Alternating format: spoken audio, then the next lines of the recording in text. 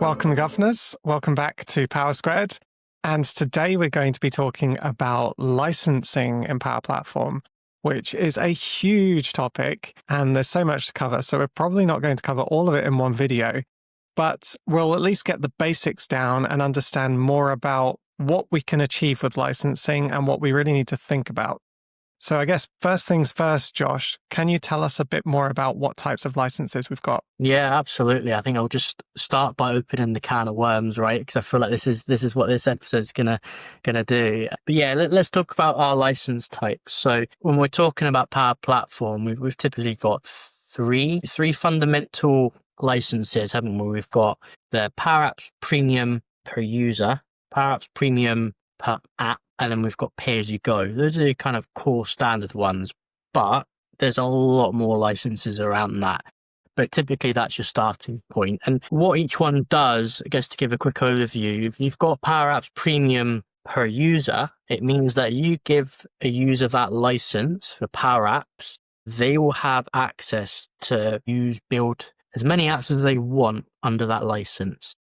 If you give a user, you don't give users per app licenses, license the environment per app licenses, and that will give effectively a license assignment to someone accessing a Power App when they log into the app. It almost takes that license from the pool, gives it to the user to use whilst they're using the app, and then at some point when they leave or quit the app, it will go back to the pool. And then pay-as-you-go is just using Azure as your kind of method of billing, and it basically pulls the it does what it says on the tin, doesn't it? You pay as you go. So the number of users that use that app at any one time, you'll pay for that amount. If you have like an app that's used maybe sporadically once, twice a year, it's a really good licensing option. So those are the kind of, I guess, the ones that I feel are the more kind of popular, kind of starting point ones, but there are a whole bunch of others which I'm sure we'll kind of get into.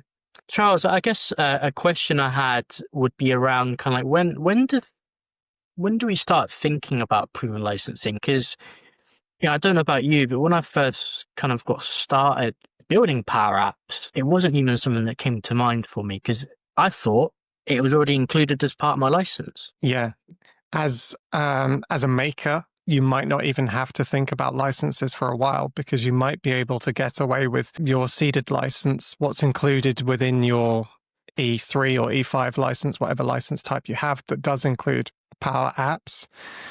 So with that, you could create a Power App, a Canvas app, that's not using Dataverse because Dataverse is a premium feature, but you could connect it to something like SharePoint and you could get away with using that and using Power Automate as well, as long as you're not using premium connectors. And you might not even realize that you need that additional licensing. But there is that point where you probably end up using something premium at some point or wanting to, and that's when you would then need that premium license.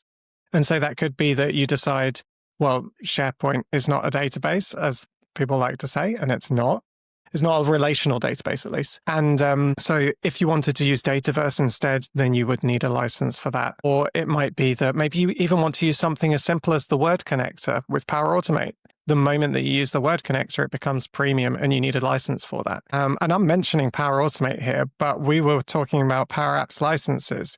And so there's this interesting point with Power Automate licensing and not needing a license if you can use it within Power Apps. Do you want to talk more about that? Yeah, absolutely. It's a really interesting point, isn't it? Because you do have to license for Power Automate as well. Any of the Power products you have to license for. There's Power BI licensing, Power Pages licensing.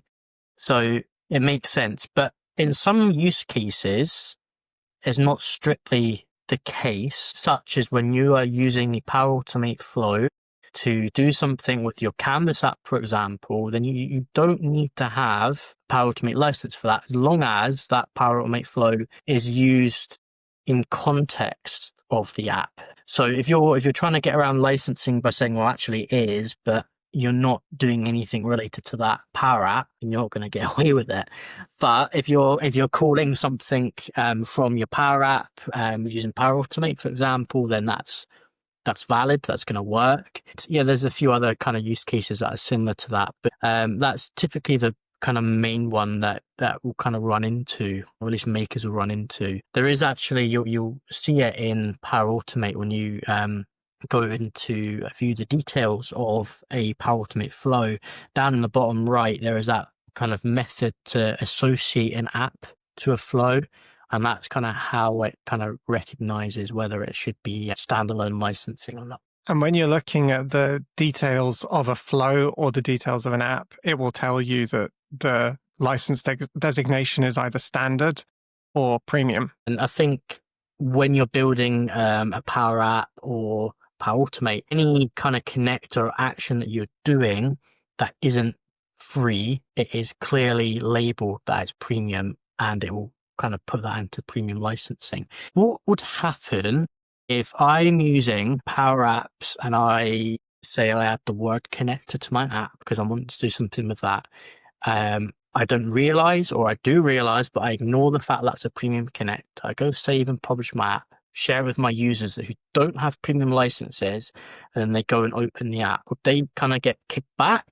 What's the kind of process? What would happen to those users that don't have a license? So it will depend on the configuration of the tenant, but most likely they will get asked if they want to start up a Power Apps trial. But of course, us being governors, we could decide we want to disable trials because we don't want people to be able to create their own trials. We want to manage that side of things. So if we disabled that, then it would tell them that they need a license. I can't remember the exact screen they would get. Do they get the request a license screen?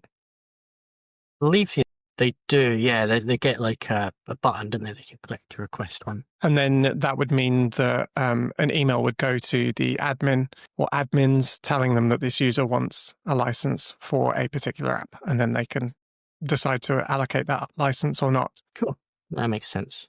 Okay, and I guess shifting gears slightly then, I want to talk about Power Page licensing, because I feel like that's quite an interesting license kind of, and how it works. It's not just a case of you license a user and off you go, because Power Pages is kind of meant for external users who don't belong in your tenant to get access. So how do we license Power Pages? What options exist? So Power Pages is split into two buckets, essentially. So you have bucket A, which is your authenticated users. So those are your users who will log into your Power Pages site and use the site as a logged in user. And then the other bucket is unauthenticated users who will be guests. So they will not have user accounts. And so authenticated users is a higher price point because they're needing to log in, there's more to it. And the way that works is that any time a user kind of goes to that Power Pages website, that will kind of trigger the licensing. Is that how it works? Yeah, that's how it works. Awesome. So yeah, lots of different kind of considerations in terms of what licenses exist and what we can do with that. One thing I did want to kind of discuss, and I think this is an interesting kind of subject, is around the use of someone that's got maybe a Power App that they want users to use to interface with, let's say, Dataverse. But they don't want the users to interface directly with Dataverse because that would require everyone using the app to have a license. So instead of giving everyone a license, they'll just create a service account and they'll give the service account a license, and that service account will make the calls to Dataverse instead on behalf of the user.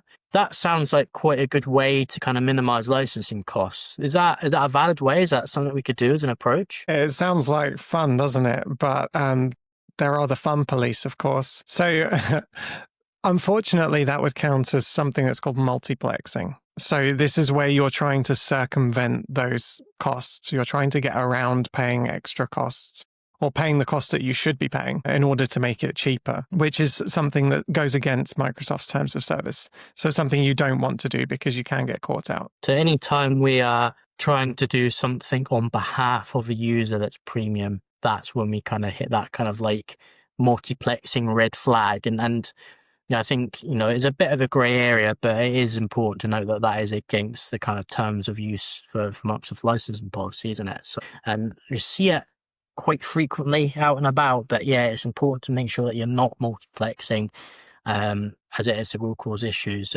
What about if we wanted to maybe keep our users using a SharePoint list, God forbid, who are using SharePoint, they're saving into SharePoint, but we need some of the list items that get submitted. We want to actually automatically move them to Dataverse. It's going to trigger on a field change or a particular kind of part of metadata and move that list item to Dataverse. Does that mean every user would still require a license, or does that kind of not count as multiplexing? That's a great question. And it's starting to lean more into the gray area of multiplexing. So it really does depend on your intent as far as Microsoft are concerned. One way that I've tried to make this easier, because it can get very complicated and very difficult to try and figure out, am I multiplexing or am I not? So one way that I've done it is to create a licensing agent. So I have this Copilot agent. I've fed that agent all of the licensing knowledge, all of the latest licensing knowledge, told it what it's supposed to do, and then I can ask it these complicated questions and see what it says. But of course, because it's AI, there's a chance it will hallucinate. So I need to really understand what it's talking about and decide for myself whether that makes sense or not. But ultimately, who's going to decide this is going to be Microsoft. So I think that if you really get to that point where you're really not sure about it, it's worth asking Microsoft, like, would this be counting as multiplexing or not? And of course, all of the opinions that Josh and I give here, we are not lawyers. We can't be held accountable for whatever you try to do. But yeah, the general concept is that if you're trying to get around the licensing, so if you're deciding, I'll put it in SharePoint and then get a Power Automate flow to move it into Dataverse, if the reason for doing that is you're trying to get around that licensing issue and paying more money, then yes, you're multiplexing. If you're doing it for another reason and you're not just copying it into Dataverse to avoid the licensing issue, then potentially you're not multiplexing. What do you think? I think that's a good way to look at it. If you're trying to circumvent licensing costs, and you probably are multiplexing, right? And I think that's a kind of simple way to look at it. But yeah, it's a good angle. And I think a licensing agent sounds pretty cool. I like the idea of that. I think we should, see what our viewers think of a licensing agent. Maybe something we could showcase in the future. Do let us know if you'd like to see that. Yeah, we have some cool ideas as far as agents to do with governance are concerned. So I'm very excited about what we're working on with those. One of the other things that I wanted to mention, so I think that something that people often don't consider is that when you're trying to get around something, you're trying to avoid going in that straight line towards what's logical and what makes sense. It's not just the costing implication that you have to consider, but it's also what are you doing? You're creating additional technical debt. You're creating additional complications. You're creating potentially additional confusion. It's going to be more difficult to maintain.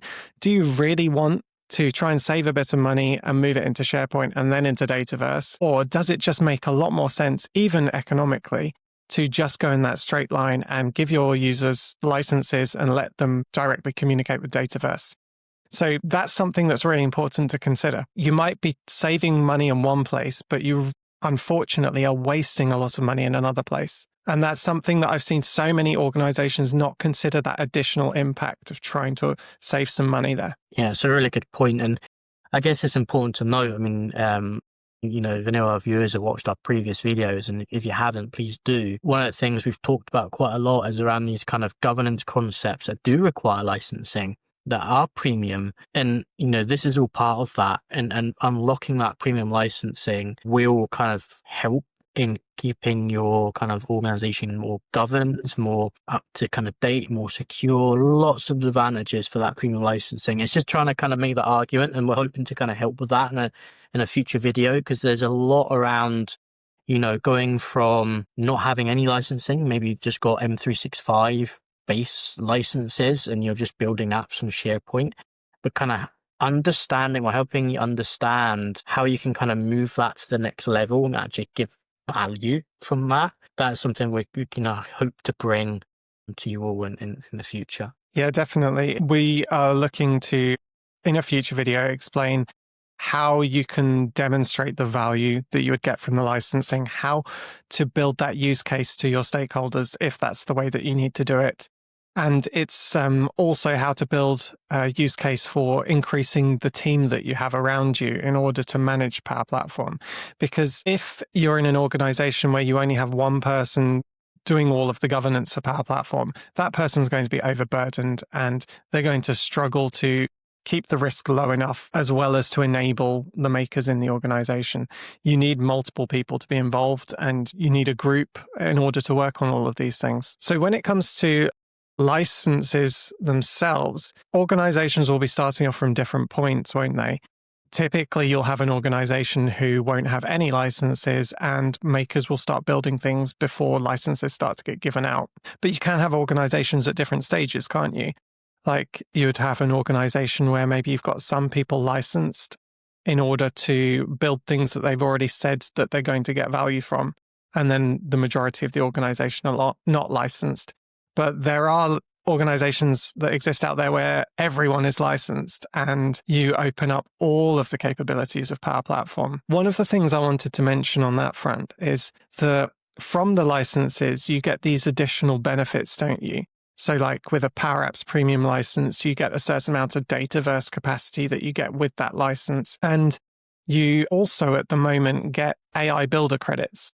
However, the situation is completely changing for that because AI Builder credits are turning into Copilot credits. And at the moment, they're seeded with the licenses. But from next month onwards, so from November 2025 onwards, they will no longer be seeded with the licenses. And then the organizations that already have them with their licenses, they're going to lose the ability to have those from November 26. So things are constantly evolving and changing. And you have to keep up to date with these licensing changes, don't you? Because this is a financial impact and your users, they might be using AI Builder and then the next month they can't use it because something's changed. So you have to keep up to date with the news, don't you? Yeah, exactly. I think that's a really good point in that every license isn't just one thing that you're usually getting. No, Power App premium license, you're not just getting access to use premium connectors, you are getting access to other things as well. So do check these licenses, well, what else you're getting. Typically you're getting Dataverse capacity and formally or, near formally AI Builder credits. Some really, really interesting things you can get with these licenses that may help help steer that conversation around premium. I think, if you're a consultant or, you work in a large organization that's adopting Power Apps, so the kind of dream is that everyone has Power Platform or Power Apps licensing because it just makes things so much more easier when everyone starts at that kind of level and then you can kind of start delivering value, but it's not always the reality, is it? And those ones where you then got to build a case for premium licensing, that's the challenge because for the non-technical, the non-Power Platform minded people, what is the point of spending all this money on Power Platform or Power Apps licensing? It's a lot of money, and understanding the value and what that's going to give is key to kind of unlocking that for your organization, I feel. And we're in a really interesting transitionary period at the moment because in the past, everyone was just going and creating an app and creating some flows. But what we're looking at in the future is this thing called Plan Designer, which is where you have a co-pilot within Power Apps. And that co-pilot, you tell it your business process that you want to turn into software to solutionize. And then it will send off multiple agents to look at this business process and come up with user stories and come up with a data schema and Power Automate flows, potentially other agents that it will create for you, apps, and maybe even a Power Pages site. There's so much to it. And so we're moving away from this, I'm going to just create an app that has some flows towards, I'm going to create this software solution that does this end-to-end business process. But from a licensing perspective, you're talking about if I'm creating an app and some flows, that can easily be under the standard designation. If I'm using Plan Designer, that's out and out premium, right? Yeah, it is. It's a really nice feature as well. I think it raises a really important point that, as organizations mature, the kind of need for licensing kind of increases because your kind of workforce starts to diversify. You start with, users just building Power Apps or Power Automate workflows. But as that maturity increases, you start to find people are building Power Page sites. They're starting to use Copilot.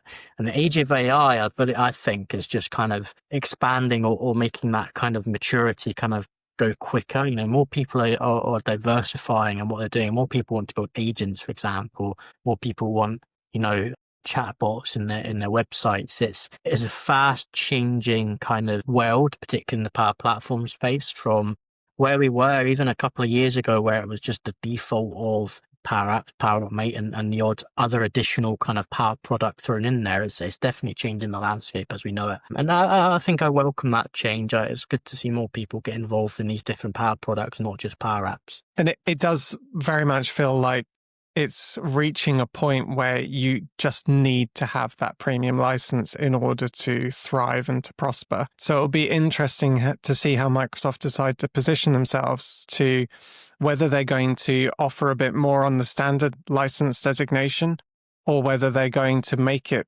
more black and white, where if you're using Power Platform, we expect you to be licensed. Otherwise, why bother? Do you really want to just build an app with a SharePoint list? Maybe for something really simple. But if you actually look at the return on investment of that, by creating it with a SharePoint list on the back end, there's not really much you would want to build into that, because it starts to get very difficult to maintain, complex.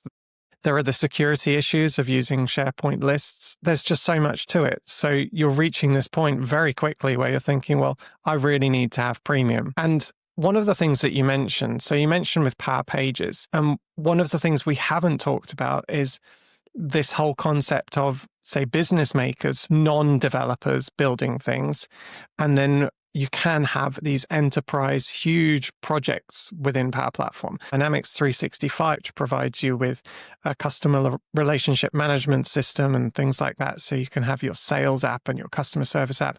Those are enterprise level model driven apps, essentially. So there's these two sides to it. So on your enterprise level side, you would expect to be licensed. On your business maker side, your citizen development side, you would potentially not expect to be licensed. And with something like Power Pages, from our perspective, thinking about it as people who are involved in governance, we're thinking, well, that's got pro code in it. If I give that to a maker, someone who doesn't know the ins and outs of JavaScript, there's a chance that they're going to leak my API keys, or that they're going to cause some damage to the organization. So we're then thinking, well, where can we put these guardrails in? Like, should we be allowing people to use Power Pages? Is Power Pages really a maker-friendly thing? Well, no. Is it really low code? Not really. So it starts to get very interesting, because you're blurring these lines between what Power Platform's supposed to be, which is this low code system, versus professional IT development. Yeah, I agree. And it definitely highlights the fact that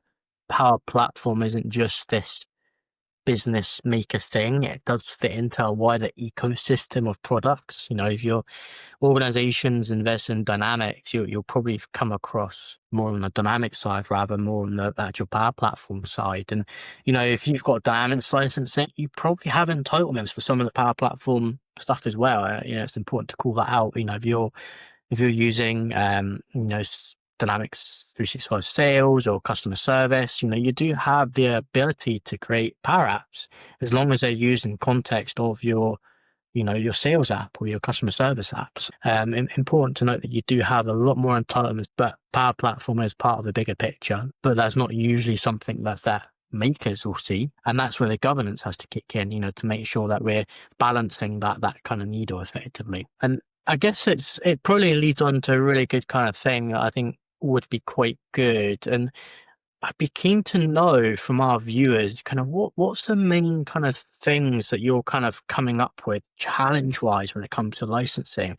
What are you wanting to find out more of? Is there anything that Power Squared can help with? I'd be keen to know. So, Josh, challenges that we've seen in the past, it's often been things like organizations saying that they can't afford to pay for licensing because they have so many people within the organization and it would be too costly. There's just no way that they can justify that. So in our next video, what I would like us to cover is, how do you find a route towards being able to license people? How do you make it make sense? Where can you find that pathway? And there is a pathway and you can find it. And I'm really excited to talk about that. Yeah, I think it'll be really interesting to learn more. I think hopefully our viewers will be just as excited as we are to kind of share that kind of route, because there's so many different questions that need asked and ways to kind of understand the licensing kind of topic. It's so broad and so open. It's not just as simple as, here